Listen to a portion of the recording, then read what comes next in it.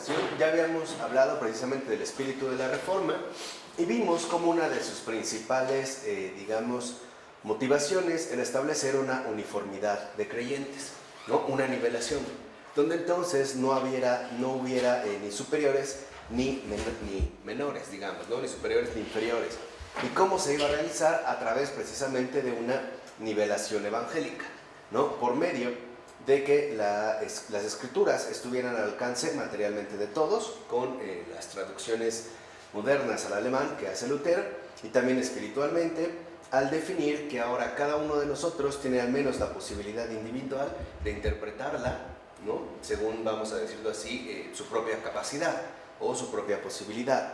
Entonces, esto va a dar pie a la eventual creación de un mero humanismo como recurso alternativo a la realidad de la fe.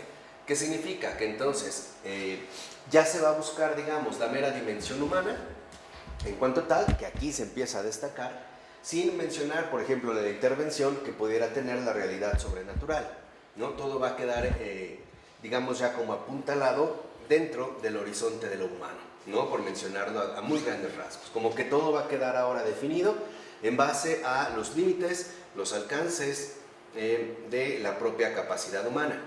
Aquí es justamente cuando entra ya Calvino, ¿no? Que va a dar, digamos, como un énfasis particular y que de hecho, incluso mucho más que Lutero, va a ser el que pondrá las bases de la posterior configuración de nuestra realidad actual, ¿no? Entonces vemos que la Reforma Protestante asumió ciertos intentos por reordenar sociedades enteras, ¿no? También se buscaba, dijimos, no solo era una cuestión al interior, sino que también se buscaba que fuera una especie de reforma global, ¿no? Una reforma total, que involucrara, digamos, plenamente el reordenamiento de sociedades enteras.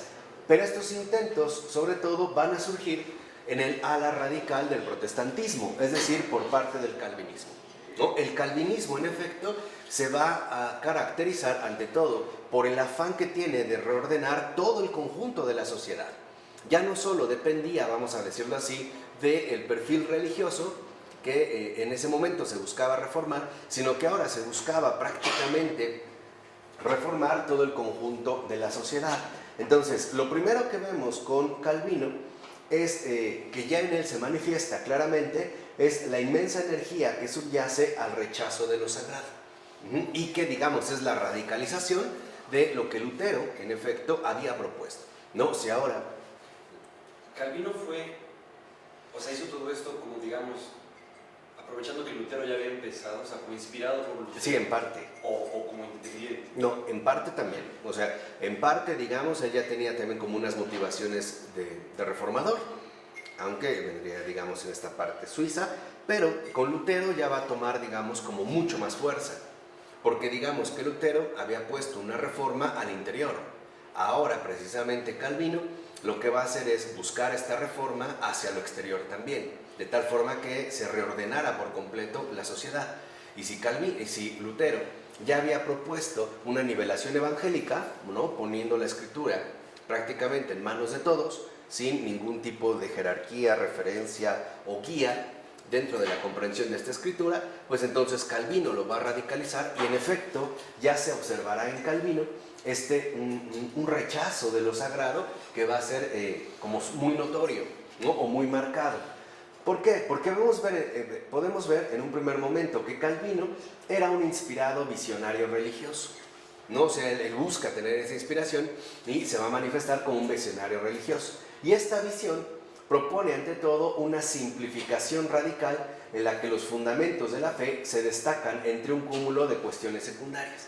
Entonces, lo que vemos es que en el caso de Calvino se trata de reducirlo todo a lo más elemental, obviamente radicalizado, pero no detenerse, por ejemplo, en cuestiones teológicas, sino irse de lleno a los fundamentos de la fe y a partir de estos fundamentos o a partir de detectar estos fundamentos, llevar a cabo al menos un intento serio de una simplificación radical, ¿no? Entonces, dice Charles Taylor, de hecho, esta visión tiene tres facetas, ¿no? Son, digamos, como las tres facetas principales de Calvino.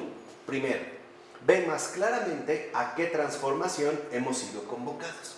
Él sí, ahí se ve, digamos, como su carácter visionario, ¿no? Él no solo propone una reforma, sino que él supone además a qué tipo de cambio hemos sido convocados, ¿no? Digamos, va a tratar de llevar su visión mucho más allá. 2, él va a enfatizar de manera mucho más clara nuestras imperfecciones, ¿no? Las va a enfatizar. Así como, por ejemplo, Lutero se quedaba en la cuestión de la confrontación con el pecado, Calvino, por su parte, lo que va a hacer es enfatizar precisamente estas imperfecciones, ¿no? Nuestra propia condición caída. Y 3, Calvino ve más claramente la grandeza de Dios. Entonces, si lo vemos, hay una especie como de énfasis, ¿no? Contrastado. Por un lado, va a enfatizar de manera radical nuestras imperfecciones. Y por otro lado, va a enfatizar de manera radical la grandeza de Dios. De tal manera que pareciera que en efecto, al quedar, vamos a decirlo así, tan enfatizadas o tan como marcadas, se podría establecer prácticamente un abismo, ¿no? Pleno entre ambas facultades, entre nuestra condición de pecadores y la inmensa grandeza de Dios. Parecía que al quedar tan radicalizadas se volverían prácticamente incompatibles, ¿no? Dentro de esta, digamos, señalamiento. Y vemos que en efecto Calvino parece suponer qué tipo de cambios se deben realizar. O sea, cuál es, digamos, el programa que se debe emplear para poder acceder a esta renovación de toda la sociedad, ya no solo en el ámbito religioso, sino en el ámbito social, ¿no? Entonces, Calvino, de hecho, afirma que estas tres cuestiones se copertenecen, pues no son más que facetas de la misma y única perfección. O sea, para Calvino, vamos a decirlo así, se trata de que un ojo esté puesto plenamente en nuestras imperfecciones, en nuestro pecado, en nuestra miseria, y el otro ojo en la grandeza de Dios, pero sin tratar, digamos, tratando de conformar una visión conjunta, que es, digamos, va a ser la base fundamental hacia la cual se va a proponer ahora la reforma total de la sociedad. Entonces, a través de esta visión, que en realidad es una simplificación radical calvinista, se busca mostrar la irrelevancia de muchas prácticas religiosas. Vean aquí el primer paso del calvinismo. Lo que hace es decir, a ver, si nos concentramos en lo esencial, sería el pecado y Dios. Eso es lo único esencial, ¿no? Nuestra realidad pecadora y la grandeza divina. Entonces, si solamente simplificamos de manera radical estos dos aspectos, es obvio que todas las demás prácticas religiosas, por lo menos muchas de ellas, se volverán prácticamente superficiales. Ya no son necesarias, ¿no? Digamos que aquí Calvino lo que hace es despachar de un plumazo todo lo que sería la cuestión litúrgica, por esta simplificación radical de enfocarnos, por un lado, en nuestras imperfecciones y por otro, en la grandeza de Dios. Ahora, ¿qué es entonces, digamos, como lo que Calvino está pretendiendo? Pues su objetivo es llevar a todos, ya no solo algunos, ya no se trata de que algunas élites, por ejemplo, sigan este camino, sino que ahora se vuelva, por decirlo así, un fenómeno general. Lo que busca es llevar a todos a una transformación superior, pero a través de producir una ruptura radical. Este era el punto crucial, ¿no? Lutero, en este sentido, sabemos que se aparta de muchos aspectos, aunque no necesariamente realiza una ruptura tan radical como sí la va a llevar a cabo Calvino, a través, vuelvo a insistir, de esta simplificación, ¿no? Vamos, en el hecho de que Calvino dice, bueno, pongamos el acento en estos aspectos y todo lo demás aparecerá justamente ya como algo irrelevante. Entonces, como dice Taylor, tal vez la simplificación radical de Calvino podría enunciarse de este modo, ¿no? Que sería como su formulación general. Somos depravados. Ese es el primer punto. O sea, ya ni siquiera somos pecadores, somos depravados. Y por... ¿Qué es depravados? O sea, en una condición de imperfección total, ¿no? Vamos a decirlo así, en una especie de postura completamente opuesta a la grandeza divina, ¿no? Dice, somos depravados y por lo tanto, en el trabajo de nuestra propia salvación, Dios lo hace todo. Esa es la formulación típicamente calvinista. Calvino no tenía ningún tipo de orden religioso de nada, ¿no? Como tal, no. Pues era laico. O sea, ordenado así, digamos, como un Lutero, no. Pero es importante ver cómo es su formulación. O sea, la formulación de Calvino consta de tres partes. Nuestra depravación, la salvación, ¿no? Y la obra de Dios. Vamos a decirlo, para Calvino, esta es la simplificación radical en la que debemos de basar absolutamente todo. Por un lado, la depravación humana, insuperable obviamente. Segunda, la grandeza de Dios, es decir, el trabajo que realiza, ¿no?, por nosotros. Y tres, la cuestión de la salvación. Entonces lo que él va a decir es que nosotros somos tan depravados, tan imperfectos, que no podemos hacer absolutamente nada por nuestra salvación. Dios en este sentido lo va a hacer absolutamente todo. ¿Cuál es la cita de Calvino? El hombre no se puede atribuir ni una sola de justicia sin sacrilegio, pues en la misma medida se quita y se rebaja la gloria de la justicia de Dios. Aquí vemos precisamente, vamos a decirlo así, la postura de Calvino, ¿no? Para Calvino, atribuirse algún mérito propio es literalmente sacrilegio. ¿Por qué va a ser un sacrilegio? Porque eso indicaría que le estaríamos supuestamente quitando y rebajando la gloria de la justicia de Dios. Sería algo así como entrar en una especie de competencia, ¿no? El suponer, en pocas palabras, que yo pueda hacer algo bueno por mi salvación sería como una arrogancia inaceptable, al grado de que sería considerada incluso sacrilegio. Dicho brevemente, el honor y la gloria de Dios están por encima de todo. Pero el honor de Dios es atacado por el pecado de Adán. Dios tiene el deber, en virtud de su justicia y su gloria, de rechazar a tales criaturas. Pero Dios es misericordioso y obtiene la retribución que debe adquirir por nuestros pecados a través de Cristo, quien toma el castigo requerido a su cargo, y ello nos permite atribuirnos la justicia a nosotros mismos. Eso es de Calvino. Eso es de Calvino. ¿No le parece sacrilegio de otorgarle deberes a Dios? ¿No? O sea, este es justamente el planteamiento. ¿Por qué? Porque aquí justamente de lo que está hablando es de este honor y gloria de Dios que están por encima de todo. Es lo que les dije, que es parte de la estrategia de la radicalización, ¿no? De tal forma que resulten prácticamente incompatibles. Entonces, Dios es tan grande, ¿no?, está tan por encima de todo, que al ser atacado por el pecado de Adán, entonces el deber de Dios en base a la justicia es precisamente rechazar a tales criaturas, ¿no? Aquí veremos dónde está el punto radical, que es emplear una terminología jurídica y no precisamente un realismo cristiano, ¿no? Lo iremos viendo adelante, pero lo importante es que habla de la justicia y, bueno, introduce la noción de que Dios es misericordioso y obtiene la retribución que debe adquirir por nuestros pecados a través de Cristo. Como Cristo lo hizo, porque ha tomado el castigo requerido a su cargo, entonces pareciera que nos podemos atribuir esta retribución a nosotros mismos, ¿no? Como si nosotros mismos en este sentido lo lleváramos a cabo. Entonces, lo primero es que, dice Taylor, habría que señalar es el funesto hecho de que Calvino, igual que los otros reformadores, modela su doctrina, o sea, de nuestra incapacidad y del remedio de Dios, para hacerla conforme al marco jurídico penal que toma de San Agustín y más tarde de San Anselmo. Y en esto es cierto. O sea, el hecho funesto de Calvino es que va a moldear su propia doctrina, su propia postura, para hacerla compatible con un marco enteramente jurídico penal, donde ya no se toma en cuenta otro tipo de instancia superior, sino lo que establezca dicho marco y que se puede remontar precisamente a San Agustín y después a San Anselmo. Hay, digamos, como una toma de postura en particular aquí. O sea, lo que quiero que vean es que ahora la cuestión de la salvación, ¿no?, y por lo tanto la cuestión que involucraría la relación o el compromiso de Dios con los hombres, se va a tomar a partir de una relación enteramente jurídico-penal, en base a castigo, deber, justicia, retribución, etcétera, etcétera, etcétera. O sea, bajo este marco conceptual, ¿no? Ya hay como una inclinación. Entonces, dice Taylor, ciertamente hay un enigma que los cristianos y quizá los realistas de cualquier creencia deben reconocer, y es el misterio del mal.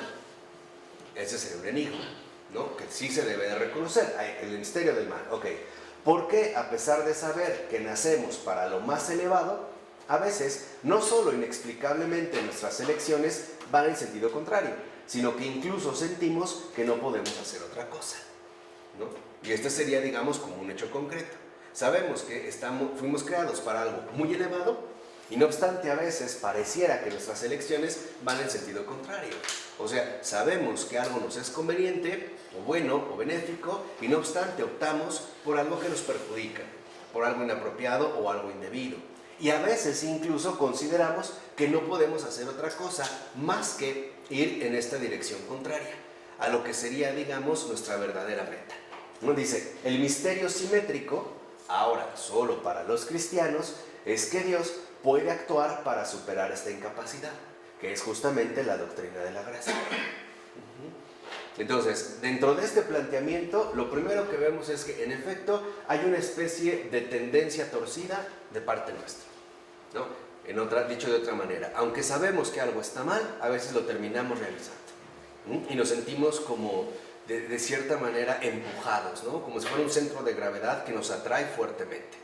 Pero, en el caso de los cristianos, entra la doctrina de la gracia. ¿Qué significaría en este sentido la doctrina de la gracia? Que Dios es capaz de intervenir en esta situación e incluso rescatarnos, vamos a decirlo así, de esta tendencia retorcida, ¿no? A través de su gracia, precisamente lo que puede hacer es ayudarnos a superar esta incapacidad, que sería justamente una de las heridas profundas que en efecto el pecado ha dejado en cada uno de nosotros. ¿Qué ha dicho San Agustín y San Anselmo para el marco? Lo vamos a ver adelante, no la que sigue, pero lo que quiero que vean es como el planteamiento general. O sea, hay un misterio, un enigma que debemos de enfrentar, y es la cuestión del mal.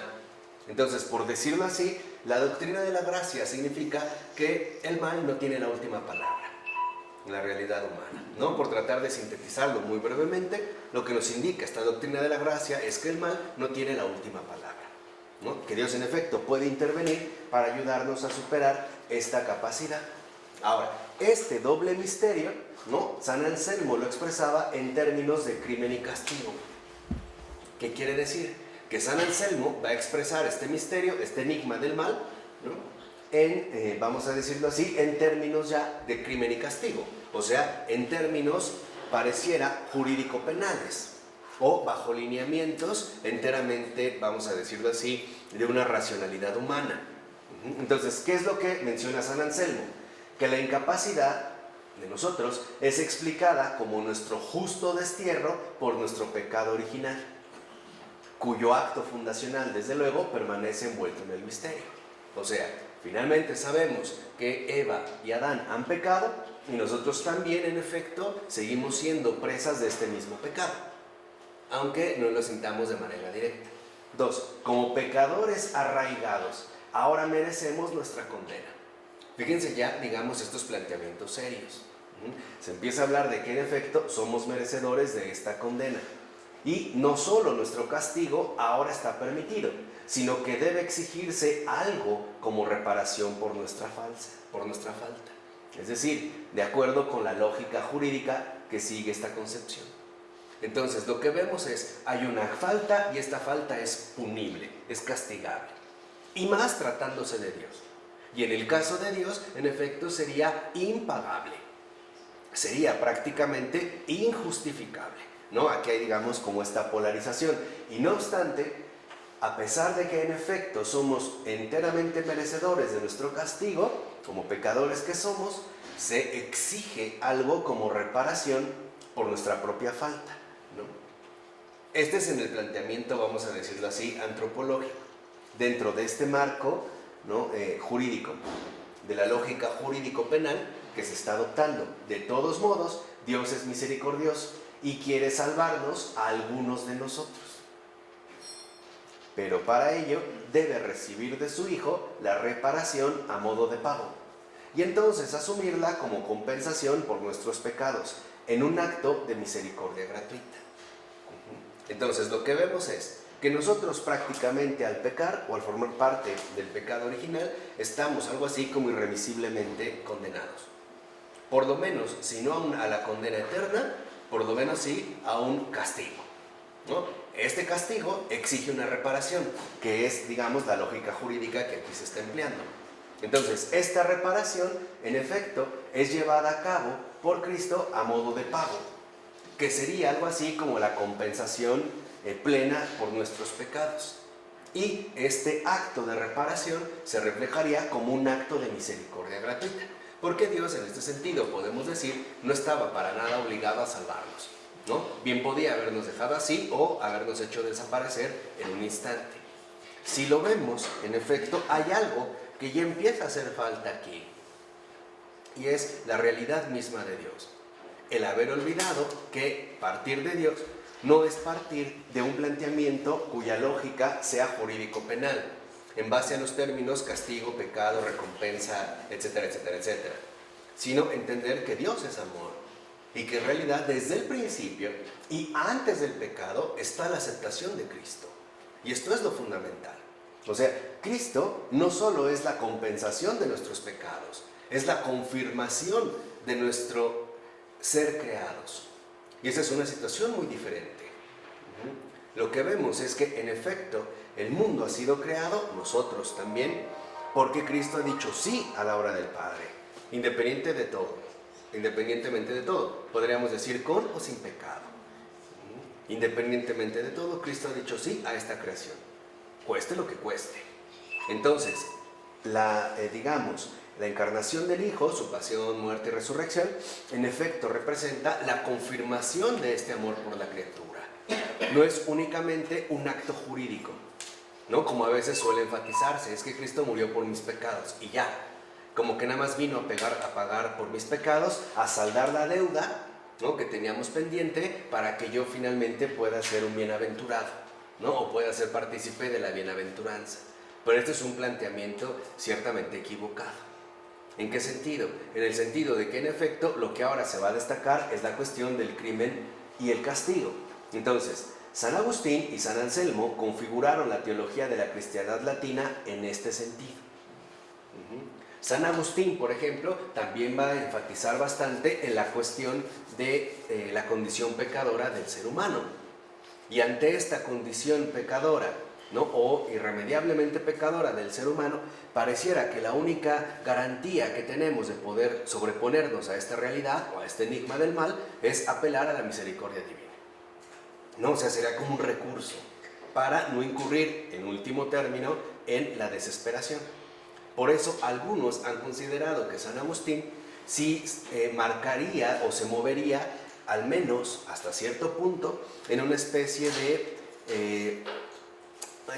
de antropología pesimista, por enfatizar, digamos, de alguna manera o señalizar la condición pecadora de todo hombre o de todo ser humano. Aunque después, esto se amortigua precisamente al retomar la misericordia de Dios. Entonces, si esto es lo que se ha configurado en la cristiandad latina, la Reforma protestante, en lugar de corregir este desequilibrio, lo va a agravar.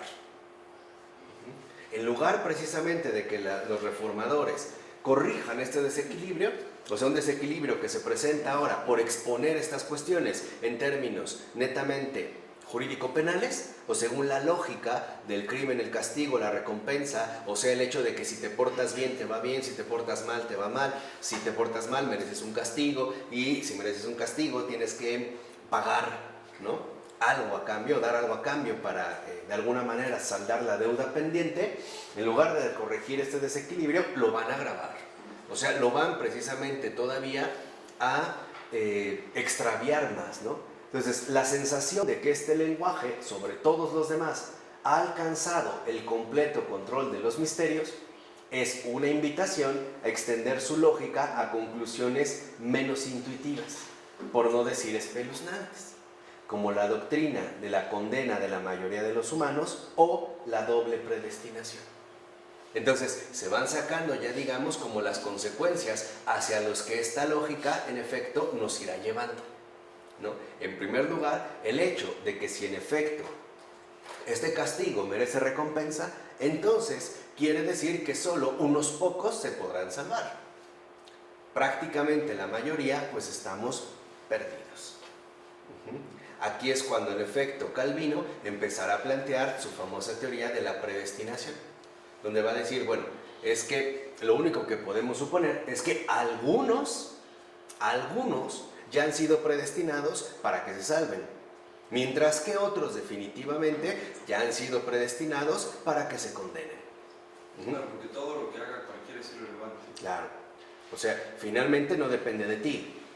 Tú puedes ser que seas muy bueno en esta tierra, pero si has sido predestinado a condenarte, te condenas.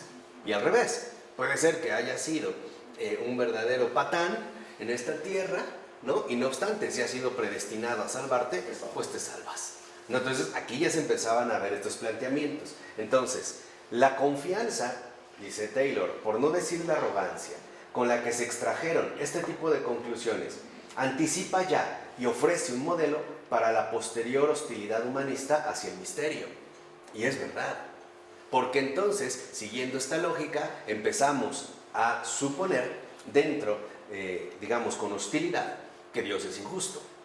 Y muchos lo primero que van a decir, y con toda razón, es: entonces, ¿de qué me sirve que me porte bien o que busque ser bueno si al final me voy a condenar? O al revés, van a ver un reproche. Entonces, si los malos se van a salvar y esto es irremediable, pues ¿qué más da que yo asuma un camino u otro? ¿No? Sería sencillamente inaceptable. Ni siquiera reconocía el misterio de no saber hasta dónde estás predestinado. No. Por eso decíamos que ya Calvino va a enfatizar un punto central, y es el rechazo de lo sagrado. Ya esto no va a tener, digamos, como una cabida seria dentro de estos planteamientos, ¿no? Entonces, este modelo jurídico penal desempeña un papel importante en el ulterior surgimiento de la falta de fe. Y es cierto. ¿Por qué? Porque entonces, si realmente ya no está, digamos, ya no entra de por medio la cuestión de la fe, sino que todo ya ha sido dado o todo ya está destinado de cierta manera, pues entonces, obviamente la fe pues empieza a ser irrelevante. Ya no tiene sentido mantenerla, ¿no? Tanto, dice Taylor, en términos de alejar a las personas de la fe, como de modificarla en dirección del deísmo. Ahorita lo vamos a explicar. Y esto es más peligroso todavía. ¿Por qué? Porque en efecto había personas que decían, pues entonces definitivamente la fe ya no tiene ningún tipo de cabida en mi proyecto de vida, ¿no? A final de cuentas no depende en mí absolutamente nada, haga lo que haga, mi destino está marcado, pues entonces me voy a concentrar en tratar de llevar una vida aceptable aquí y ahora, ¿no? Que es, digamos, como el primer impulso serio hacia la secularización, ¿no? Que en efecto ya habíamos mencionado. Pero la segunda consecuencia más peligrosa no es alejar a las personas de la fe, es moverlas en dirección al deísmo. ¿Por qué? Porque el deísmo lo que hace es lo siguiente. Para empezar, es una postura filosófica, ¿no? El deísmo se va entonces a presentar o a ofrecer como una alternativa ante los planteamientos que están, digamos, siendo elaborados por parte de Calvino. Y acuérdense, la intención de Calvino es reformar, reordenar la sociedad entera. Ya no solo un cierto grupo de élites teológicas, sino promover una renovación, una reordenación total. Entonces, esta postura filosófica acepta el conocimiento de la existencia y la naturaleza de Dios a través de la razón y la experiencia personal. Sí lo va a aceptar. Pero digamos que está adelante, el deísta cree en Dios, pero para nada, digamos, acepta o tiene en consideración la intervención de Dios en nuestra propia vida. Entonces no es propiamente un ateo, por decirlo, reconoce la existencia de Dios, incluso la naturaleza de Dios como un poder superior, que es, digamos, es el planteamiento del deísta, como un poder superior, que en efecto puedo descubrir a través de la razón, pero que en pocas palabras no tiene mucho que ver con mi vida diaria, con mi vida ordinaria. O sea, es como decir, acepto la existencia de Dios, pero para nada una relación con Él, ¿no? Se mantendría como a distancia. Entonces, ahora, digamos que de cierta manera, la existencia de Dios se va a reducir a la experiencia personal. Y por lo tanto, ya no se hace a través de los elementos comunes de las religiones teístas, como la revelación directa, la fe o la tradición. Por eso, el deísta es el contemporáneo que hoy en día te dice, sí, yo creo en Dios, pero a mi manera. Ese es el deísta. O sea, el deísta es el que te dice eso, ¿no? Y por lo tanto, no va a aceptar ni siquiera una revelación directa, ni la cuestión de la fe o la tradición. Entonces, en general, un deísta es aquel que se inclina a aseverar la existencia de Dios, pero no necesariamente practica una religión. Y además, niega la intervención de Dios en el mundo. El deísta es aquel que acepta, vamos a decirlo así, la existencia de Dios, pero no acepta la intervención de Dios en el mundo porque si la aceptara sería peor para Dios, peor para él. Como dijo un famoso deísta francés, ¿no? Si Dios existe, peor para él. Era esta cuestión. Ya es, digamos, un planteamiento desde la razón, o sea, un planteamiento enteramente racional. El deísta es el que considera que si por alguna razón aceptamos la intervención de Dios en el mundo, Dios va a terminar muy mal parado. Porque por la injusticia, por la pobreza, por el hambre, etcétera, etcétera. ¿Qué quiere decir? De fondo, el deísta lo que considera es que Dios no puede intervenir en el mundo porque en realidad Dios quedaría sometido al tribunal de la razón. Y entonces la autoridad suprema, que es la razón, dejaría mal parado a Dios. Entonces mejor Dios que se quede por allá, ¿no? Lo que les decía, si Dios existe, peor para él, ¿no? Ahora se han invertido los papeles. No obstante, la presencia y contrapeso de la misericordia de Dios fue recibida en efecto como una buena noticia. Pues sí, porque si estábamos ya, digamos, como dirigidos hacia la desesperación, hacia la que nos estaba dirigiendo Calvino, pues entonces era recibida una buena noticia. ¿Cuál es el problema? Que la misericordia solo es un contrapeso. ¿Han visto la imagen de la justicia pagana? Que trae una balanza, ¿no? Entonces, este es el planteamiento de la lógica jurídica. Claro, está el peso del pecado, pero para que no nos arrastre, pues necesitamos un contrapeso. ¿Cuál va a ser el contrapeso? Pues la misericordia. Pero en realidad es solo eso, un contrapeso, como para no sucumbir ante la gravedad insuperable del propio pecado. ¿Sí me explico?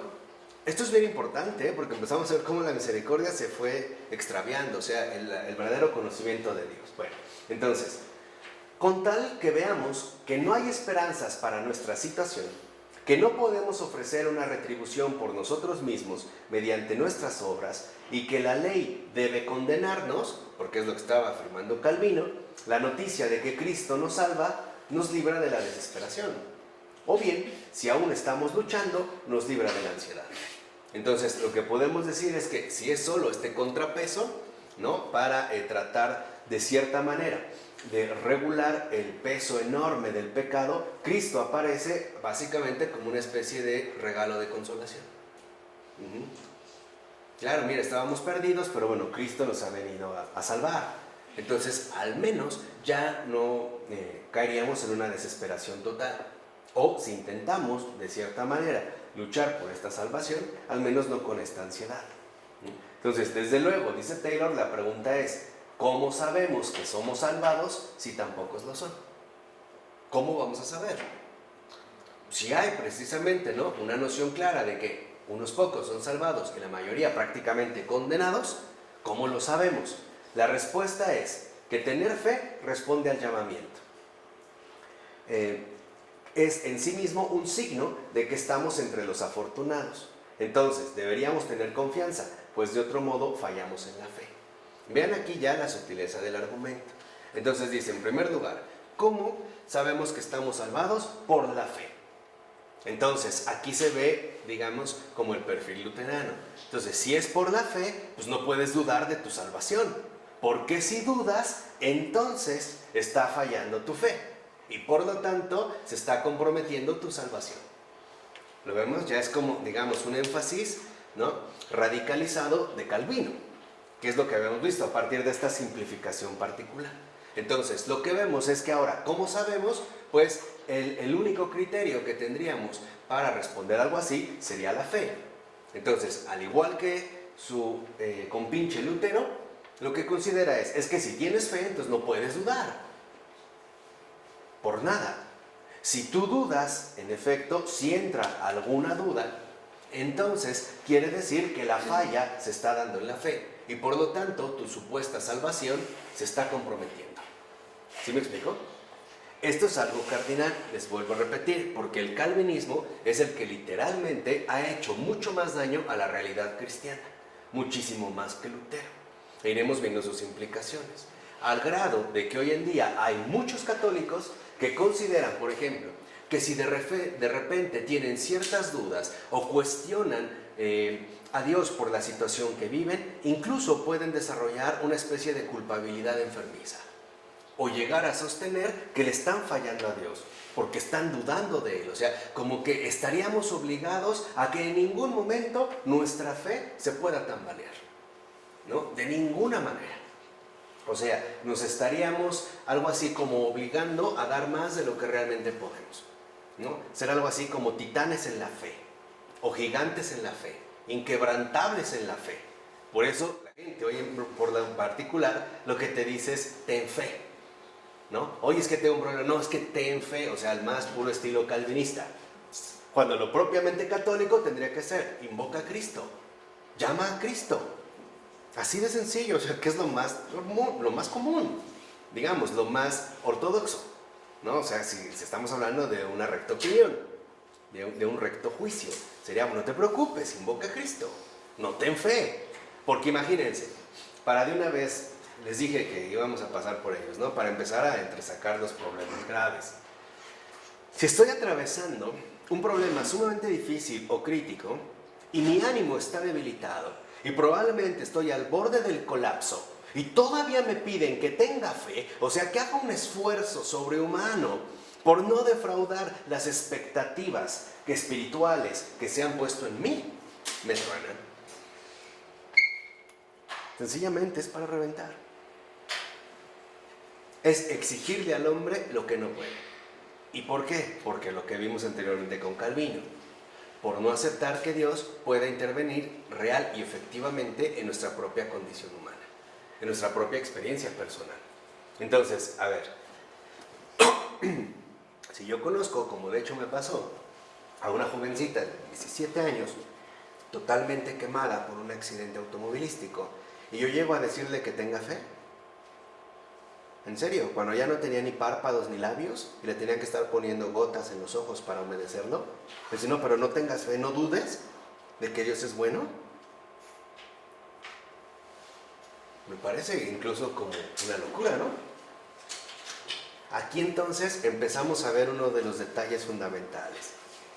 ¿Dónde está uno de los errores graves tanto de Lutero como en Calvino? El mal conocimiento del hombre. El mal conocimiento del hombre y por lo tanto también el mal conocimiento de Dios. Conocer bien al hombre es conocer bien a Dios, van juntos. Y conocer bien a Dios es conocer bien al hombre.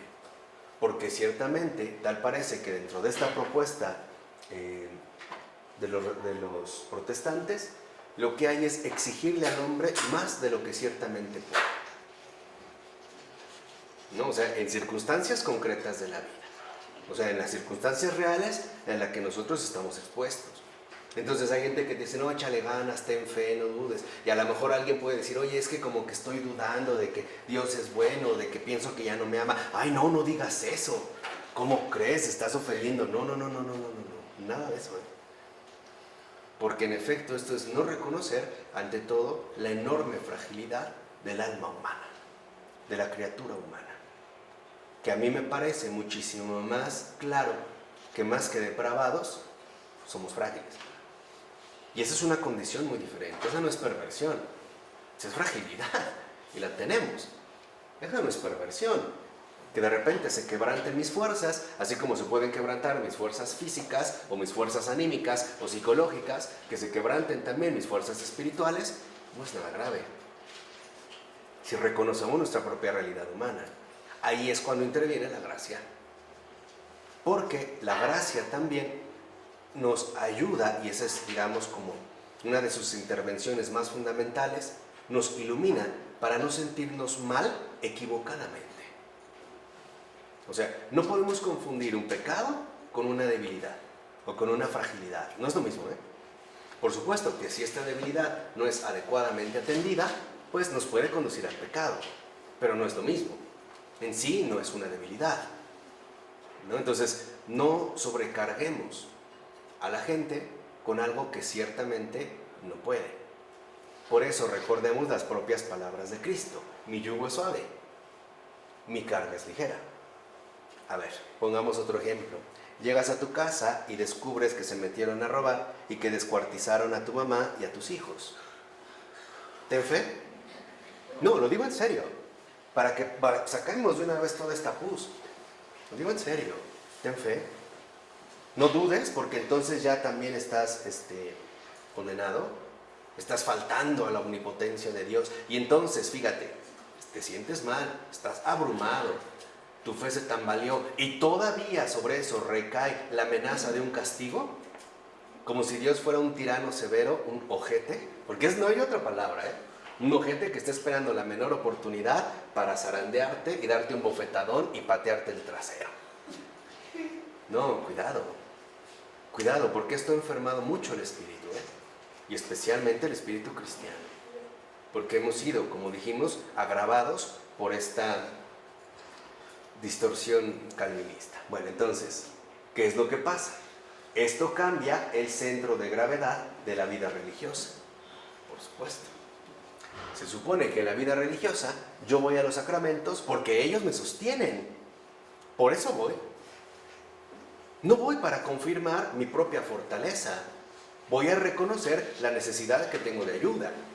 Y esto es algo muy real en nosotros, no es nada impuesto. Y aparte, digamos, basta contemplar un poco la realidad, vuelvo a insistir, recuperar el realismo cristiano, y quizá para eso nos ayudaría leer bien a Flannery O'Connor, esta gran escritora católica, que se conoció muy poco, sobre todo en nuestros ambientes, ¿no? Leer a Flannery O'Connor, que tiene muchas lecciones sobre nuestro realismo cristiano, y entender, digamos, nuestra realidad tal y como es, o por lo menos tal y precisamente como se va dando. O, en este sentido, cómo se va gestando. Yo acudo a los sacramentales no por fuerza propia, voy porque sé que es lo que me sostiene, es mi sostén, es lo que necesito.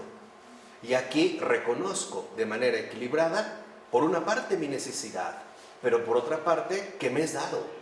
No sé si me explico. Esta es la gran diferencia. Entonces, el punto fundamental no está entre crimen y castigo. El punto central está entre fragilidad y bondad. Y esta es otra cosa muy diferente.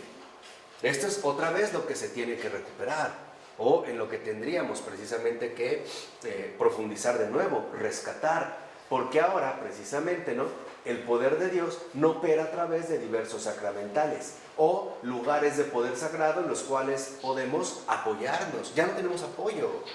Ahora, les decía, nos queremos creer una especie de Hércules capaces de soportar todo el peso e incluso de la fe, ¿no? Este peso protestante de que aún en las situaciones más drásticas de tu vida la fe debe permanecer inquebrantable, me parece sumamente ingenuo y ridículo.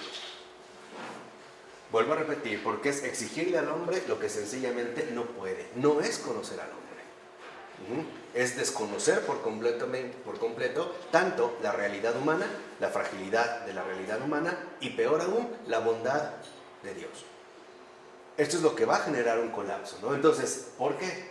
Porque entonces ahora todos los sacramentales, por ejemplo, la confesión, que también es una descarga, la Eucaristía, que es una descarga, ¿no?, la oración comunitaria, que es una descarga, siempre tenemos un apoyo, la intercesión de los santos, etcétera, etcétera, el amparo, la protección, la intercesión, la acción de María, de Jesús, etcétera, etcétera, etcétera, etcétera. Todo eso ya es irrelevante. Y por ello la historia. Claro, todo eso ya va a ser, en primer lugar, algo irrelevante. ¿Por qué precisamente va a ser irrelevante? Porque todo el peso recae sobre lo que se llama fe. Vamos a decirlo así, una especie de cualidad humana, ¿no?, impetuosísima. Y además, porque, y este es como el otro énfasis, porque al poderlos controlar, supuestamente, entonces serían blasfemos. Que esa es como la tesis más arriesgada. Por eso se hablaba de sacrilegio. Por eso, para muchos protestantes, la Eucaristía es una blasfemia. Justamente por eso. Porque se considera que estamos tratando de manipular a Dios, obligándolo a hacer lo que nosotros decidimos. Entonces, esto sería, como dijimos, sacrilegio. Y por lo tanto, sería arrogancia. La arrogancia, precisamente, de pretender que Dios se someta, ¿no?, a nuestra propia realidad. pero también hay una arrogancia en no permitir que Dios intervenga en mi ayuda. Y ya no digamos Dios, alguien más, ¿no? Como una persona que no se deja ayudar y que finalmente sucumbe ante el peso de su propia vida, ¿no? Entonces, ¿qué pasa aquí? Esto significa que de repente lo sagrado se amplía. Y este es, digamos, como el punto fundamental, porque aquí están las raíces de lo mucho, o digamos, de mucho de lo que hoy en día estamos viviendo. Por no decir prácticamente casi todo. Si ya no hay lugares en los cuales me puedo apoyar, si ya no tengo sacramentales que me sirvan incluso de consuelo o de fortaleza, etcétera, pues entonces, ¿en qué lugar voy a encontrar esto? Bueno, para los que nos salvamos, dirá Calvino, Dios nos santifica en todas partes. Entonces ya no es necesario acudir a un lugar en particular o ser partícipe de algún tipo de sacramental. Ya no lo necesito. Entonces, ¿qué es lo que vemos? ¿Se acuerdan que el populismo iniciaba con Lutero? Aquí ya está radicalizado. Entonces, ahora la santificación se realiza en cualquier lugar. Y eso incluye, por supuesto, la vida ordinaria. Entonces, ¿qué es lo que va a destacar Calvino? Ahora la santificación se va a realizar, sobre todo, en la vida ordinaria. Pero, ¿por qué se antepone la vida ordinaria o por qué se le da un lugar tan prominente a la vida ordinaria para rechazar por completo cualquier intervención de los sacramentales? Porque es, digamos, hacia donde nos va dirigiendo el planteamiento. Entonces, para Calvino es claro que la vida ordinaria es el lugar, digamos, donde se vive la posibilidad de la santificación, o sea, de la salvación. Por ejemplo, en nuestro trabajo, el matrimonio, etc. Aquí radica precisamente el punto fundamental del calvinismo. Sí, porque la vida ordinaria se santifica, ya no tiene fuente de santificación. Ya Ya no. Dios, Claro. te santificas en Dios. Claro. Ese es el error. De aquí salen los buenos hombres. Sí, la vida ordinaria me va a santificar, pues siempre con Dios. Este es el punto fundamental donde literalmente se empezaron a propagar los buenos y empezaron a escasear los santos. Es por esto. Este es el punto. Porque bastaba con ser bueno. Y esto es obvio. Si la santificación se supone que se da en la vida ordinaria, basta con que por lo menos yo tenga, o al menos aparente, tener una vida buena. Con eso será suficiente. Entonces empiezan a adoptar criterios enteramente humanos. Ya no hay, digamos, ninguna especie de profundización en lo que significa un real y auténtico encuentro con Cristo. Ya no. Ahora, Cristo está ahí, pero lo vamos a hacer a nuestra manera. Lo que yo les decía, lo vamos a hacer finalmente por nuestro lado. Entonces, el énfasis fundamental de Calvino es la vida ordinaria. Pero esta vida ordinaria se va a enfatizar en lo ordinario. No hay nada extraordinario. Por eso, para Calvino, que ya empezaba a funcionar desde Lutero, no son posibles ni aceptables, por ejemplo, las vocaciones religiosas. Porque supondrían, ¿no?, como indicar que habría un lugar especial de santificación o a través de un voto de vida monástica que los ordinarios como nosotros no aspiramos o no tenemos. Por ello ahora, lo que antes eran los sacramentales, vamos a decirlo así, se van a ir traduciendo poco a poco en Calvino en lo que me gusta llamar los laborales, los laborables. Entonces, para tu santificación ya no depende de tu vivencia en los sacramentales, sino de los laborables que tú emplees. Por ejemplo, para empezar, el tener un trabajo y ser productivo. Segundo, que al tener trabajo y ser productivo, ganes dinero, porque eso es parte de tu santificación, el ver el éxito en tu vida, que estás trabajando como un hombre de provecho. Hoy, desde ahí, es más, se empieza a hablar de ser un hombre de bien, ¿no? Cuando alguien nos dice ser un hombre de bien, está entendiendo un hombre que trabaja, que gana dinero, que tiene una familia, que la mantiene, que tiene educación moral, etcétera, etcétera, etcétera. Y ya, se acabó. Hoy nadie dice, oye, sé un santo. Sí, pero la realidad es que en el trabajo sí, pero siempre si santifica el trabajo. Claro. No cualquier trabajo. Puedo hacer un trabajo que no me haga ninguna cosa con Dios. Por eso es que veremos cómo de aquí va a brotar, digamos, el último hijo de estos reformadores, que es el puritanismo, que también es bien venenoso y que también muchos católicos tenemos una buena embarrada, una buena porción, por ahí se filtró. Pero lo importante es que En otro sentido, los canales en efecto se estrechan de modo radical, porque ahora esta santificación depende enteramente de nuestra transformación interna, o sea, del hecho de ponernos en manos de Dios mediante la fe. Entonces, si lo ven, hay algo así como una doble postura. En lo exterior tiene que destacar, digamos, nuestra santificación en la vida ordinaria. Y por otro lado, entonces, el énfasis en lo interior al colocarnos por completo en la dimensión privada de la fe. En poner por completo mi fe, vamos a dividirlo así, en manos de Dios. Ahora, esto no quiere decir que todo ocurra en nuestra mente. No, ese es un desvío posterior, una subjetivización total de la religión. Esto es ya todavía más moderno, pero para allá va. Pero no significa que entonces todo va a depender de lo que haya en mi mente. No, Calvino, por ejemplo, enfatiza que Dios actúa realmente, que nos comunica la gracia y la santificación. Dios nos alimenta a través de Cristo y en cierto sentido a través de su cuerpo y su sangre, porque es su existencia corporal la que aportó el resarcimiento que culminó en el derramamiento de su sangre. Entonces, lo que vemos es que, por ejemplo, para Calvino, en efecto, Dios sí actúa, no es una mera invención subjetiva. Y el alimento que nos da, en cierto sentido, a través de su cuerpo y de su sangre, tiene que ver con su vida histórica. Por eso los teólogos liberales, sobre todo del siglo XIX, pondrán el énfasis en el Cristo histórico. Y desde aquí viene el hecho de empezar a enfatizar un Cristo histórico y no, vamos a decirlo así, un Jesús histórico y no el Cristo eclesiológico. Llegando al punto de que muchos considerarán que Jesús de Nazaret sí existió, en efecto es el Redentor del mundo, pero el Cristo eclesial, el Cristo de la iglesia, es una invención posterior. Y que por cierto se la adjudican a Pablo. Van a decir que Pablo es el que se la inventó y que Pablo es el que realmente inventó lo que hoy llamamos iglesia. Pero aquí está ya como un germen, ¿no? Decir, claro, sí nos alimentó, pero por su existencia corporalmente histórica, ¿no? Pero nada más. O sea, no están hablando de la Eucaristía. No. Por eso les decía, si el punto, uno de los puntos centrales es la Eucaristía, pues entonces vamos a tratar de reducirla al mínimo. Entonces, ahora la Eucaristía queda desplazada por la existencia histórica de Jesús, y nada más. Todo lo demás ya sería sacrilegio o blasfemia. Entonces, la Eucaristía, fíjense, para Calvino es el signo de algo real, pero pasado. ¿Lo ven? Es nada más un signo, no hay una presencia real. Algo que tiene exactamente la misma forma del ser alimentados por Dios. O sea, es nada más como un signo, un pan, que podría ser cualquier otro, que no requiere a un sacerdote y que de hecho es lo que a veces los protestantes hacen cuando hablan de su cena. Le dan cualquier pan, hasta pan Bimbo, por ejemplo, ¿no? Y lo consideran como un signo nada más, un recordatorio de lo que realmente significa el ser alimentados por Dios, ante todo en la vida ordinaria, ¿no? Pero, perdón, los luteranos sí daban un tipo de... No, ya no. Ya, o sea, también lo eliminaron. Claro.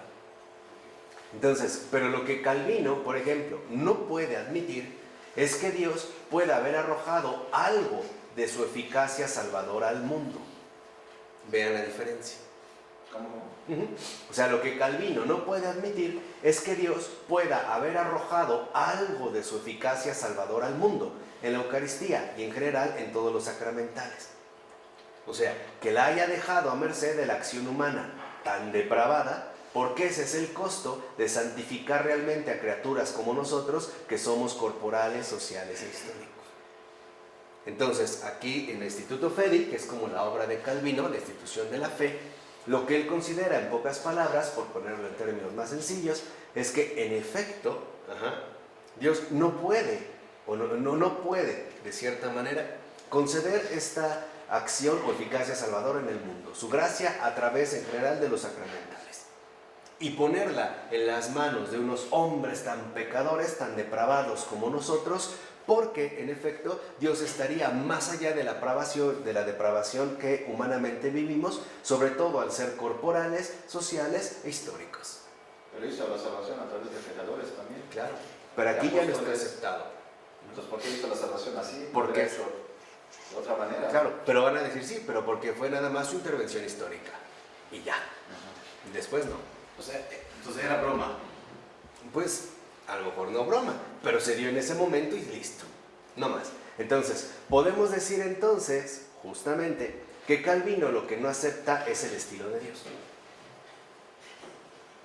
Y eso es precisamente lo que el Papa Francisco ha enfatizado. Ha dicho que el mayor problema para un cristiano es el llegar a superar la repugnancia que podemos llegar a experimentar ante el estilo de Dios. Ese es el desafío del cristiano. Porque para nosotros, quizá Dios como existencia, como poder supremo está bien, pero el cómo hacer las cosas, ahí no. Eso es lo que el Papa Francisco ponía en esas frases tan fuertes que menciona de los cristianos sí, pero, ¿no? Dios sí, pero no así. O sí, tal cosa, pero no de esta manera. Por ejemplo, sí el perdón de los pecados, pero no a través de sacerdotes. O sí tal cosa, pero no esto. Sí, pero, sí, pero. Sí, en la iglesia. Claro, ¿no? Entonces lo que vemos es que en efecto, lo que en realidad quiere Calvino es un Dios que se adapte perfectamente bien a sus exigencias religiosas. Esto es, digamos, lo hondo que está ahí pululando en Calvino. Calvino realmente lo que quiere es un Dios, por eso lo puse con minúscula, ¿no? Que se adapte perfectamente bien a sus exigencias religiosas.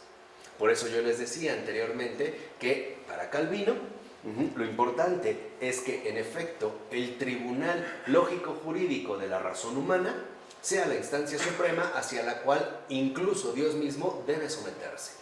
Quiere, como diríamos hoy en día Calvino, un Dios a su medida. Que su mente entiende. Un Dios con el que se sienta a gusto, con el que se sienta también como libre, identificado, ¿no? Todo claro. Todo claro y sobre todo para nada incómodo, plenamente cómodo, con ese Dios a su medida. Por eso es justo lo que no acepta es el estilo de Dios. ¿Dónde se encuentran Calvino y Lutero y dónde se separan? Se encuentran en el hecho de que el énfasis es llevar a cabo una reforma. La separación radical viene de dos ámbitos. El primero es que para Lutero no se trataba, digamos, de realizar una reordenación total de la sociedad, sino una reformación al interior de la propia cristiandad. Ese es el primer punto.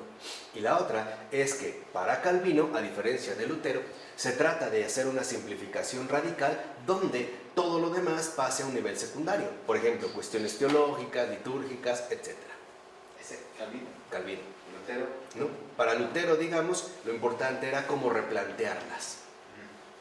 Pero no, digamos, como simplificarlas de esta manera.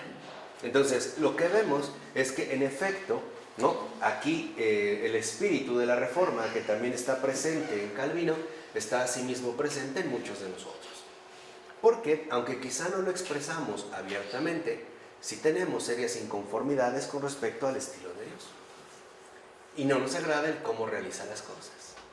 Por ejemplo, ¿por qué hace llover sobre justos e injustos? ¿O por qué mi cuñada, que es tan perra, parece que le va bien?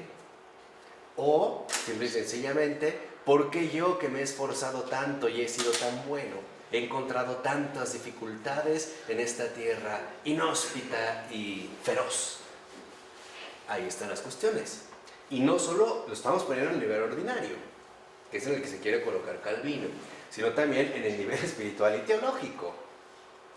Por ejemplo, ¿qué es también lo que más repugnaba a los fariseos? El estilo de Dios. ¿Cómo es posible que tus discípulos coman con pecadores? O que no se laven las manos. O que coman en sábado. O como cobras el sábado. O que hagan esto, que hagan el otro. Esta es la verdadera rebeldía. La rebeldía no tiene que ver precisamente con la cuestión del pecado. La rebeldía va más allá. La rebeldía consiste en una oposición consciente o subconsciente al estilo de Dios en nuestra vida. Esta es rebeldía. Esa es, digamos, rebeldía. No significa nada más que yo puedo decir, me opongo porque no me deja hacer esto. No, tiene un punto más de fondo, o sea, tiene más fondo de lo que podríamos pensar a primera vista. La verdadera rebeldía proviene del hecho de que no aceptamos el estilo de Dios. Por eso es que en efecto el punto esencial de Satanás es la rebeldía, la oposición radical al estilo ¿qué? De Dios.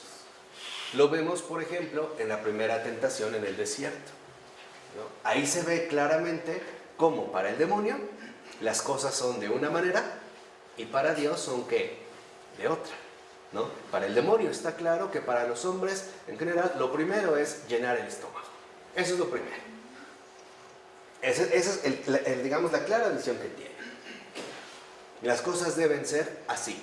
Y Jesús le responde, no solo de esto, ¿no? Lo vuelve, digamos, como llevar hacia la verdad, ¿no? Por llevarlo, vamos a decirlo así, a la luz de la verdad. Y lo vemos con Pedro. Cuando Pedro lo lleva aparte para decirle que no permita eso, cómo es que va a sufrir tanto, Jesús lo reprende de una manera durísima, diciéndole, apártate de mí, Satanás, porque tus pensamientos no son los pensamientos de Dios, son los pensamientos de los hombres. Ahí es cuando empezamos a ver estos conflictos, ¿no? Entonces, por eso es que en efecto, va a decir Calvino, toda la eficacia del sacramento depende de la conexión entre Dios y nuestra fe, o sea, de la exigencia religiosamente calvinista. Ya no depende de la intervención directa de la gracia o de lo que Dios haya querido otorgar, ¿no? Depende de la intervención directa de nuestra propia fe, ¿no? Ahí estaría, digamos, la realidad del sacramento. De tal manera, entonces, lo que vemos en el caso de la postura calvinista es lo siguiente. Primero, desencantamos el mundo. Ya no hay nada sagrado.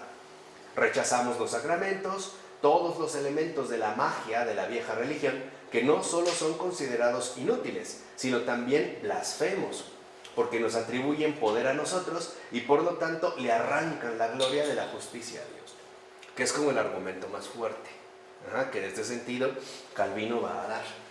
Porque si uno sigue dentro del marco jurídico penal en el que han establecido su postura, pareciera, al menos a primera vista, que es así. Por eso, para muchos, precisamente un católico es un arrogante. Justamente por eso. Pero en realidad vuelve a ocurrir lo que hace rato mencionamos. No se toma en cuenta no solo lo que nosotros queremos, sino ante todo qué es lo que Dios quiere. Y además, cómo lo quiere, ¿no? Esta era, por ejemplo, una cuestión que también tuvo que experimentar dramáticamente incluso un San Agustín. San Agustín, a pesar de su conversión, tiene como un deísta clara la idea de que, bueno, Dios debe ser de esta y de esta, de otra manera. Pero ¿dónde está realmente, vamos a decirlo así, el punto de conflicto con Agustín, con la iglesia? O sea, con el estilo de Dios. ¿Cómo es posible que Dios acepte a toda esta bola de vulgares como parte de su familia? Cuando más bien tendrían que ser excluidos, desde sacerdotes corruptos, mujeres chismosas, hombres lujuriosos y toda esta bola de basura. Y le costó años a Agustín el poderse, digamos, sobreponer a esta oposición al estilo de Dios. Obviamente, es decir, a la recepción auténtica de la gracia, o sea, a la comunión con la verdad, que es lo que de fondo está en juego, la comunión con la verdad. Entonces, esto significa también que la intercesión de los santos no tiene ningún efecto, porque son humanos que no pueden arrancar de su gloria. O sea, la idea es exaltar, como dijimos, radicalizar la gloria divina y suponer que nadie puede ni siquiera osar, ¿no?, buscar arrancarle algo de su gloria. Por eso los santos van a ser finalmente también dejados de lado. Entonces, para Calvino, la libertad cristiana consiste en que buscamos la salvación en la fe, que servimos a Dios con todo nuestro corazón y que ya no sentimos escrúpulos ante cosas indiferentes. O sea, que podemos ya desechar la gran cantidad de rituales y actos propiciatorios de la antigua religión. Y aquí hay un montón de católicos y un montón de cristianos en esta misma línea calvinista. Dicen, claro, pues es que yo tengo fe en Dios, Él sabe, ¿no? Él sabe que yo tengo fe en Él, que creo en Él, que incluso lo quiero, que busco servirle a Él de todo corazón en lo que hago y que por eso precisamente pues ya no necesito ir a misa o hacer alguna penitencia o un ayuno, mucho menos confesarme, y en pocas palabras, nada que ver con la antigua religión. No tengo ya nada que ver ahí. Pero pues Dios sabe mi fe, conoce mi corazón, sabe que soy bueno, sabe que hago las cosas lo mejor que puedo, sabe que lo tengo presente. Y aquí es donde entran literalmente como muchos errores. Porque al servir a Dios, dirá Calvino ahora, en la vida cotidiana, guiados por el Espíritu, quién sabe cuál espíritu es, podemos reordenar las cosas libremente. Fíjense. O sea, pues ahora que cada quien decida cómo quiere también a su Dios. Pues sí, ¿no? Pues vamos a decidir, vamos a crear, a recrear, así como con Lutero era, ahora que cada quien tenga su propia interpretación, con Calvino es, pues ahora que cada quien tenga su propio Dios. Pues sí, así de sencillo, lo cual significa a su vez que no necesitamos dejarnos impresionar demasiado por la costumbre. Fíjense, o sea, ven cómo esta sutileza, ¿no? Entonces, claro, ¿para qué nos vamos a dejar impresionar tanto por la costumbre si lo importante es reordenar las cosas libremente? O sea, hazlo a tu modo, hazlo a tu gusto, como tú te acomodes, como a ti te guste, como a ti te agrade. ¿Quieres quitar a Cristo de la cruz? Quítalo. ¿Quieres quitar a tus santos? Quítalo. ¿Qué más? ¿Cómo más te sientes cómodo? A ver, diciendo que Cristo no murió, no está muerto, sino que ya resucitó, ándale, vete nomás con el resucitado. Pero el día que te encuentras con la cruz, estás chillando. O al revés, a ver qué más te gustaría decir, que no es necesario comulgar o que Dios conoce tus pecados. Perfecto, ve y díselos a un árbol. O coméntalos ahí con un árbol. ¿Qué más quieres? Hazlo, o sea, libremente, ¿no? Como hoy se estipula. Y también hay un muy mal planteamiento por parte de Calvino en la cuestión de la libertad. Voy a tratar de ser muy breve, pero libertad o ser libre no es sinónimo de ser idiota. Son cosas muy distintas. Si yo ahorita me empezara a cortar el brazo con un serrucho, y les dijera que lo hago porque hago lo que quiero, porque soy libre, en realidad no sería libre, sería un idiota. Porque la libertad no nos hace perder la dignidad. O alguien que dijera, mira, yo soy libre y hago lo que quiero y soy tan libre que como mierda. Entonces sí, eres libre. No, eres un idiota. Y lo más probable es que acabes en un manicomio. Entonces, cuidado con eso. No podemos finalmente entender la libertad como estupidez. Al contrario, la libertad solo se entiende bien a la luz de la dignidad. Bueno, entonces vemos pues que en este caso la energía del desencantamiento es doble. Primero, en forma negativa. ¿Qué significa? Que debemos rechazar todo lo que huela a idolatría. ¿Qué es idolatría? Todo lo que se ha establecido por costumbre, ¿no? Lo cual significa que el desencantamiento consiste en rechazar el encanto, ojo, no porque sea falso, sino porque es impío. Ahí es donde se le quiere dar precisamente el énfasis religioso, dentro de esta postura calvinista. Ya no se habla en términos de falso o verdadero, sino de sacrilegio o idolatría o impío. Por eso para muchos protestantes, los católicos somos una bola de idólatras, o de impíos, o de blasfemos, etcétera, etcétera, etcétera. Entonces, si nos está permitido recurrir a la ayuda de lo sagrado, la magia blanca de la iglesia, entonces toda la magia debe ser negra. O sea, si todavía vamos a aceptar finalmente que la magia es aceptable, ¿qué debemos hacer? Pues desacreditar la magia, sea la que sea. Y entonces todo lo que suene a magia, es decir, a intervención de lo divino, pues va a ser magia negra. ¿Qué sucede? Todos los espíritus ahora se alinean en las filas del diablo, el gran enemigo. Incluso la magia supuestamente buena, en realidad dicen, debe estar a su servicio. Con Calvino es donde la iglesia aparece entonces como el anticristo, o la puta de Babilonia. De ahí viene. Es un poco como la táctica moderna de estos tiempos de desprestigiar a un enemigo, ¿no? Como hacen los candidatos políticos ahora. En lugar de hablar de las propuestas que van a hacer, no se dedican a desprestigiarse unos a otros. Entonces, lo que vemos en el caso de Calvino es que esta acusación de idolatría o impiedad es lo que va a, digamos, a marcar la mentalidad protestante y ver a la iglesia como una realidad negra. Es decir, como el anticristo que en efecto, ¿no? digamos, reclutado a sus principales miembros, no los grandes adversarios, y que de hecho seríamos entonces justamente los condenados. De ahí viene esta idea protestante de que la iglesia católica es el anticristo, que el papa es el anticristo, que no sé qué tanto, viene de ahí, viene de Calvino, o sea, viene de ellos mismos. No es algo que ellos mismos han hecho. Entonces, de manera que a corto plazo, en efecto, esto podría llevar a una intensificación de algunas de las viejas creencias, especialmente en las brujas. a las que ahora se les adjudicaba el papel mucho más siniestro de esposas del diablo. Así es como Salem se vuelve posible. Entonces la persecución, la Inquisición y todo ello, ¿quién lo fomentó? ¿La Iglesia? No, los protestantes. Todo lo vuelven diabólico. Para un protestante en todos lados está el diablo. Es más, no dudo que ahorita muchos piensen que yo soy el diablo. ¿De qué está hablando el diablo? No lo dudo. No, en estas líneas como se mueve. No. Pero esta energía también tenía un aspecto positivo. En un mundo en el que lo sagrado y los límites que éste estableció para nosotros están ausentes, sentimos una especie de nueva libertad para reordenar las cosas como nos venga en gana. Por eso les decía, este espíritu también, el espíritu de la Reforma, se va a manifestar de manera muy concreta, ya lo estoy estudiando, de la Revolución Francesa, a través de una simple palabra, igualité. ¿Sí se pronuncia así? Égalité. Égalité, o sea, igualdad. Y después, liberté. Liberté. Ahí está. Faltaba la fraternité, ¿no? Pero ya van, o sea, ya se están alineando, digamos, como estos jinetes, ¿no? Incluso adoptamos una posición crucial respecto a la fe y a la gloria de Dios, pues al actuar ya fuera de ellas, ordenamos entonces la cosa como mejor nos parece. Aquí viene esta radicalización.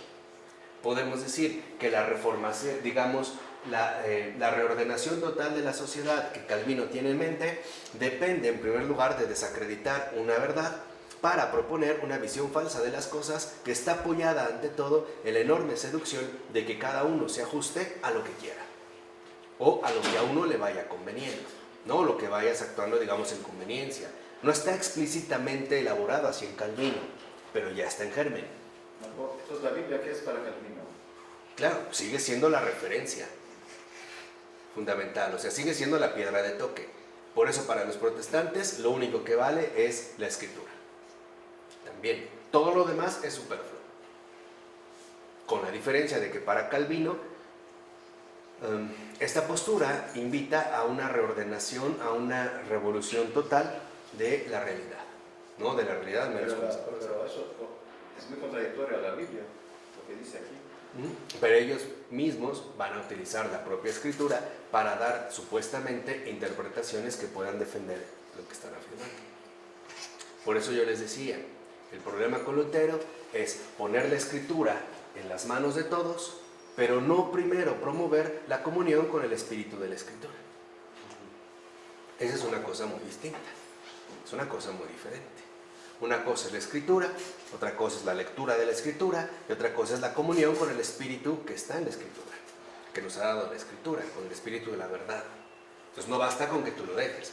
Es lo que pasa hoy en día, por ejemplo, con muchos jóvenes, cuando en su educación preparatoria se les deja leer a Nietzsche o fragmentos de Nietzsche, con muy mala intención, y el efecto que produce, ¿no? Cuando previamente no están preparados precisamente en el compromiso con la verdad, no con Nietzsche, sino en el compromiso mismo con la verdad. Entonces, no hay ya tabúes u ordenamientos supuestamente sagrados que nos lo impidan.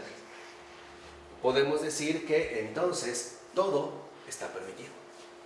No tenemos que dejarnos como subyugar por el peso de la costumbre. De esta manera, en efecto, podemos racionalizar el mundo, es decir, expulsar de él el misterio, justamente porque ahora todo el mundo está concentrado en la voluntad de Dios.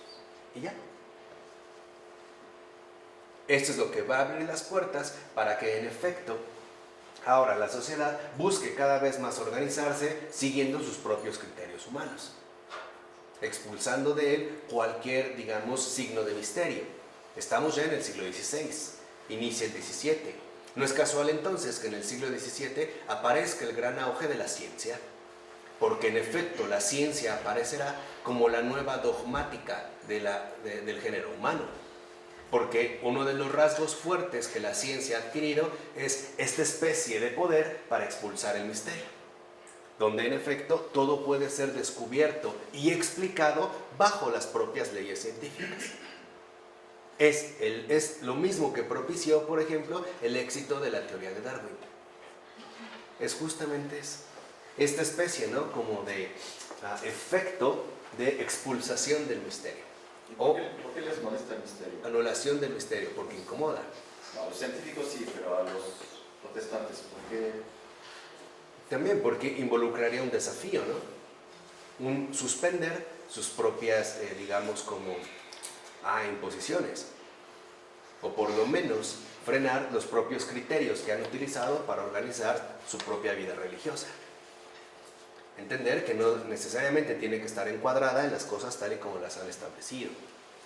Que al menos pudiera ser que hubiera una alternativa distinta. O sea, el misterio lo que hace es, por lo menos, desafiarte a que te cuestiones algo. No tienes la razón. Por eso es importante mantenerlo como lejos, ¿no? Todo tiene que ser explicado. Claro, ya ordenado, dado y esto, ¿no? Entonces, vemos que así se libera una gran energía para poder acomodar todas las cosas en el tiempo secular.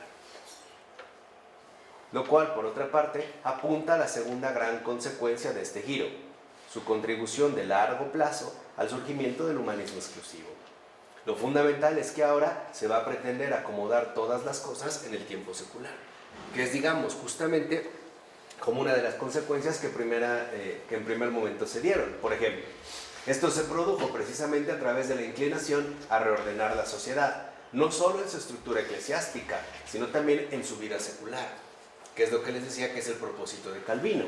Ahora bien, podemos comprender esta inclinación al reordenamiento si la examinamos sobre el telón de fondo de las tensiones inherentes a la fe cristiana y las formas que asumieron en ese periodo. ¿Qué quiere decir? Que se le va quitando poco a poco a la realidad cristiana la exigencia misma que posee. ¿Cuál es la verdadera exigencia cristiana? El morir a ti mismo. En esa están concentradas todas las demás. O sea, en el renunciar a ti. Y en el renunciar a ti a favor de Dios y por lo tanto al estilo de Dios. Y a las cosas, vamos a decirlo así, según Dios, no según los hombres, o no según los criterios humanos que se adopten. Cuando la tensión surge, cuando se llega al punto de determinar qué es la fe cristiana. En efecto, para aquellos que están embarcados en la plena bienaventuranza humana a través del trabajo, la familia, la vida cívica, los amigos, la moral, la construcción, aportación laboral para la sociedad y para el futuro y demás. Entonces, ¿qué es la fe cristiana? Aquí es lo que yo les decía. El dilema se va a presentar en lo siguiente. ¿Basta con ser bueno para ser cristiano? ¿O hay que ser santos para ser cristiano? Este es el planteamiento. ¿Qué quiere decir? Que si en un primer momento nosotros vimos que la teoría se presenta en términos jurídicos, ahora poco a poco, para reordenar la sociedad, se va a ir deslizando precisamente hacia el ámbito de la moralidad. Entonces, ahora el criterio ya no es cumplir o no con la voluntad de Dios, sino ser buenos. ¿Ser buenos cómo? Pues como lo hemos decidido. Y así cumple la voluntad de Dios. Claro, por ejemplo, yo no le puedo hablar a mi hijo de Cristo, pero lo llevo a una buena escuela, por ejemplo, ¿no? O no falto, digamos, en mis deberes importantes. Entonces, ¿qué sucede entonces? Que para el hombre que tiene una vida ordinaria, común y corriente, esto supone que puede participar en todas las prácticas e instituciones de la bienaventuranza, o sea, de la vida religiosa, pero sin estar plenamente comprometido con ellas, ya que en este caso, estas instituciones que antes se identificaban claramente con las religiosas, han pasado a ser más bien de tipo laboral y o comercial. Aquí hay un giro importante que Max Weber había detectado. Cuando Max Weber escribe la Reforma Protestante y el espíritu del capitalismo, justamente lo que detecta Weber no es que la Reforma dio pie al capitalismo, sino que embonaba muy bien con ella.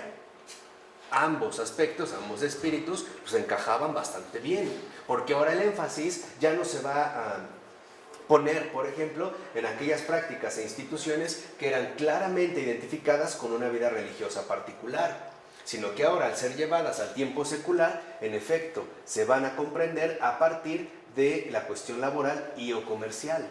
Entonces, es así como el protestantismo radical, calvinista, rechazará de plano el sistema de velocidades múltiples y en nombre de ello elimina las vocaciones renunciantes. O sea, ya no hay posibilidad de vidas superiores, ¿no? Aunque incorpora la renuncia hasta cierto punto en la vida ordinaria. O sea, como que, ok, mira, pero como que de cierta manera, una cierta precaución.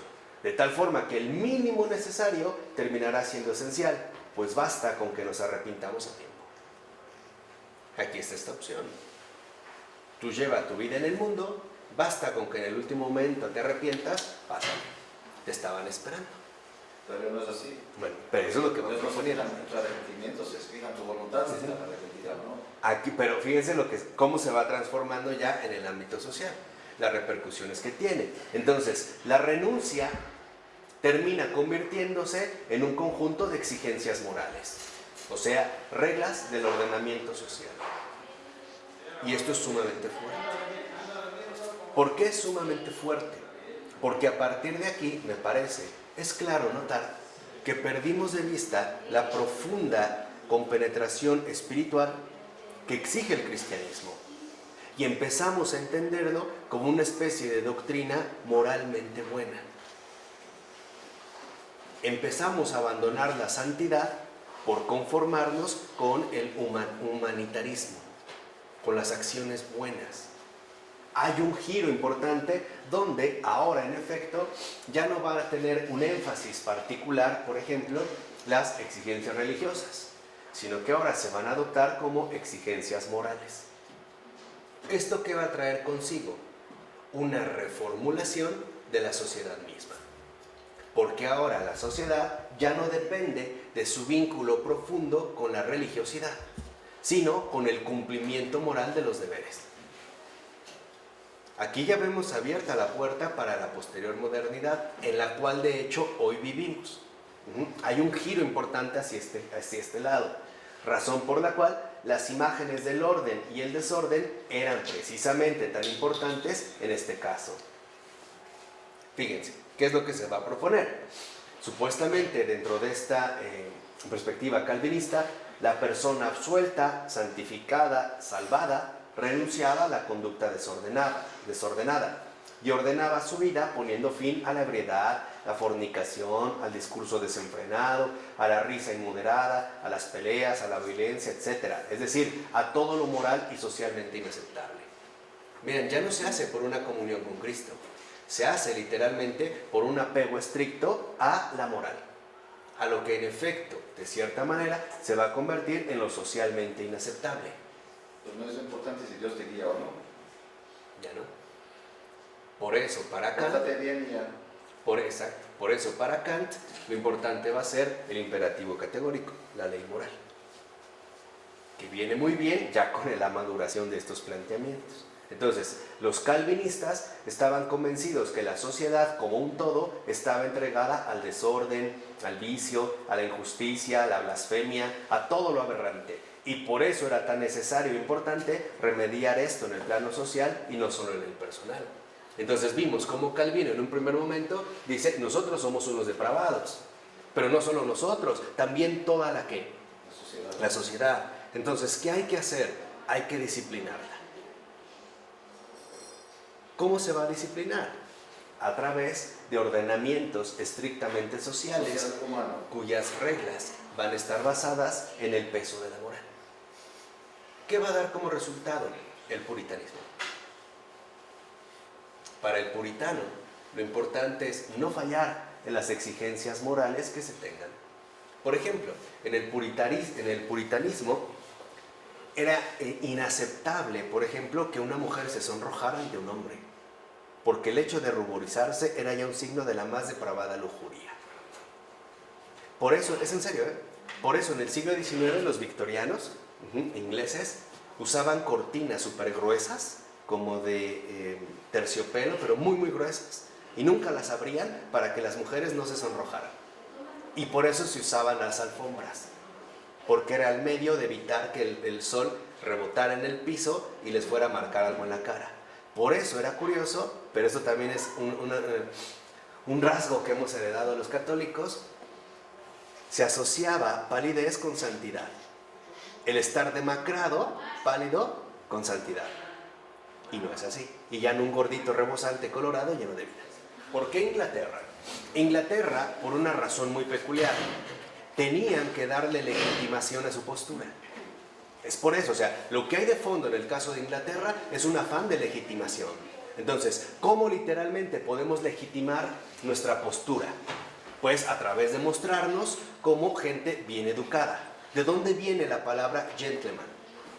¿De dónde viene la noción del caballero? Del gentleman educado, refinado, puntual, cumplido, trabajador, productivo, comercial, adinerado, de Inglaterra. Entendamos por qué, no es casual. Es la manera de legitimar la nueva postura que han asumido. Vamos, si nos ponemos un poco más radicales podemos decir, es la manera en la que buscan enmascarar el error en el que viven.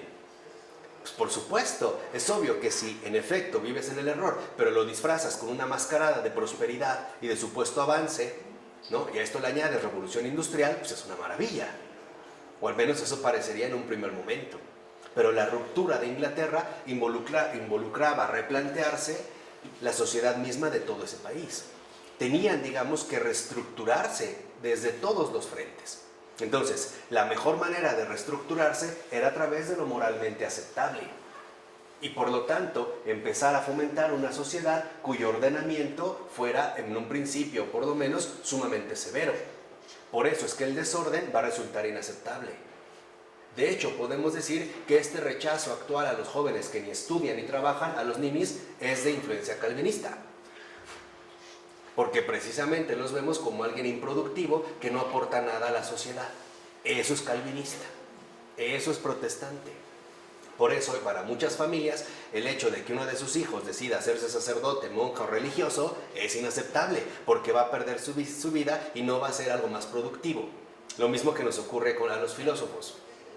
Un filósofo se muere de hambre y no tiene cabida en este mundo de hoy, ¿no? Entonces, ¿qué es lo que van a hacer otra vez? Polarizar y radicalizar. La sociedad está depravada, es un nudo de vicios, ¿no? Es literalmente un estercolero en el cual nos vemos plenamente más como hundidos en la aberración. Entonces, ¿qué tenemos que hacer con esta sociedad? Disciplinarla. Entonces, claramente el católico era enemigo de la iglesia y por ahí pudo haber surgido, supongo, la leyenda negra española. Claro. De tirar todo lo que pudieran contra España. Pues exacto. Por eso, en efecto, después se va a decir que, en efecto, ¿qué se le va digamos, como atacar más a la iglesia? Si ya dijimos que es la puta de Babilonia, ¿no? El anticristo, pues que los que están en la iglesia son personas absueltas, desordenadas, que en efecto son ebrios, que tienen fornicación, pederastia, que se dan a la risa, al vicio, al juego, que son infieles, son violentos, etcétera, etcétera, etcétera. O sea, todo lo moral y socialmente inaceptable. Son pecadores.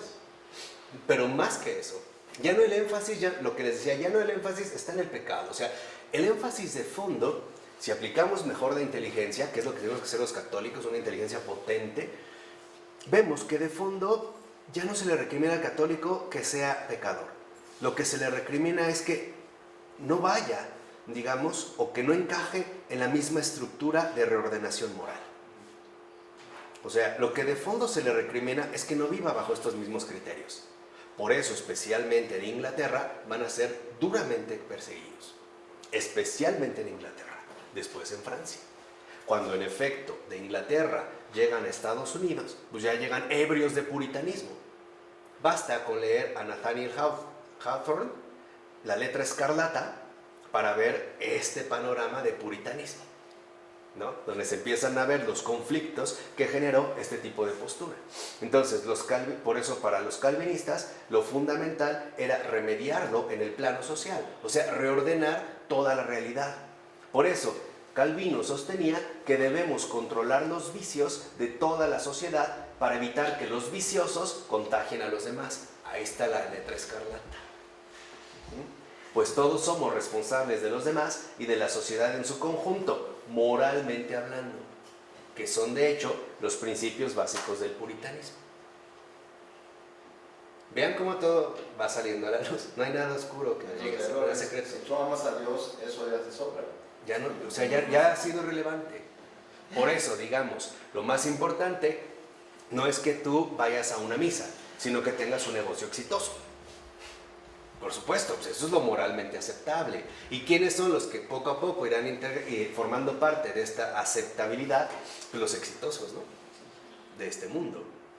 Hombre, tienes una gran empresa, has crecido, tienes una enorme familia, Dios te está bendiciendo. Dios te está bendiciendo. Empezamos a asimilar éxito con bendición, pero eso viene después. Lo cual implica imponer elevadas exigencias morales a la propia vida. Les ponía el caso de las alfombras y las cortinas. Entonces, cualquier pensamiento pecaminoso, pues en efecto va a ser un duro golpe para mi propia postura personal.